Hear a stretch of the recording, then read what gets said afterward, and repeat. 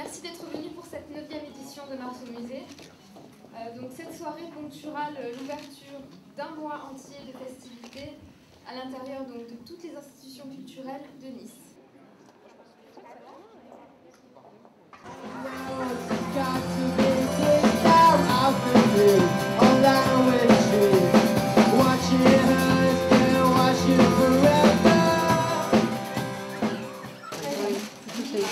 Bonsoir, j'aurais voulu un petit loup. Oui, alors, il y a déjà un petit peu.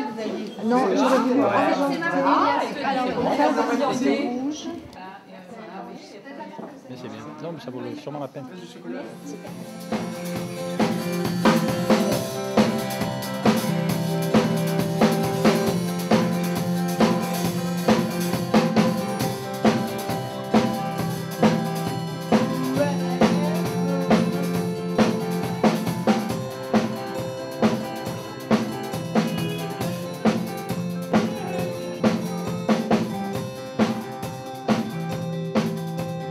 On nous a appelés pour représenter la BO du film Marie-Antoinette, qui est un film assez moderne, et justement la BO est plutôt rock, alors que le film représente vraiment un aspect de l'époque baroque. Et justement, c'est ça qui est intéressant dans le film, c'est qu'il y a cet antithétisme musique rock très moderne et époque baroque. Ça fait un mariage en fait assez intéressant.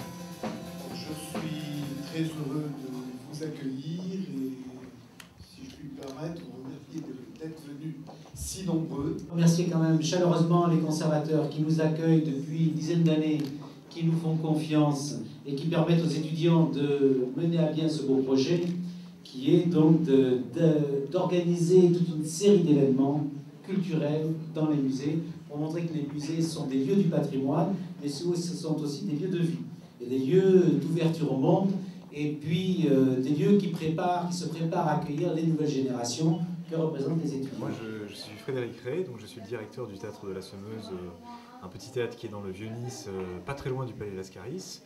Donc je travaille beaucoup avec le quartier depuis des années, et nous avons une troupe de théâtre, notamment d'élèves qui sont étudiants aussi, qu'on a pu voir d'ailleurs ce soir jouer. La plupart sont étudiants, sauf les deux vieux, c'est-à-dire moi et mon vieux complice Sylvain Guinet. Et ça fait quelques années qu'on travaille sur la Commedia dell'arte, qui est vraiment un art effectivement qui a été assez emblématique, on va dire, de l'époque baroque. Merci beaucoup. C'est avec vraiment conviction et foi que je soutiens cette manifestation au nom du maire de Nice, excusez Christian Estrosi. Et sachez qu'il est très très content, il est très fier aussi, parce que vous êtes les seuls en France à le faire.